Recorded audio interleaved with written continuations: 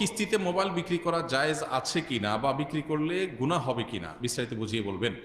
কিস্তিতে মোবাইল বিক্রি করা বা অন্য যে কোনো জিনিস বিক্রি করা জায়েজ আছে। কিস্তিতে কেনাবেচা মৌলিকভাবে জায়েজ। সাহাবীদের মধ্যেও কিস্তিতে কেনাবেচার এই কালচার ছিল।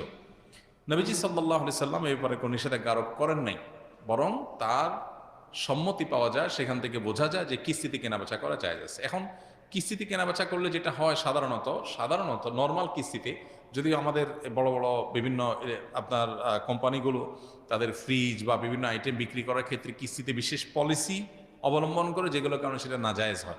এমনিতে জেনারেল কিস্তিতে ধরুন আপনি একটা জিনিস, একটা মোবাইল কিনলেন, ওইটার দাম ধরেন 10,000 টাকা, কিস্তিতে কিনলেন, আপনার কাছ থেকে 12,000 টাকা দাম রাখলো, 12টা কিস্তি করে দিল, এটা জায়েজ আছে, এটা না জায়েজ না।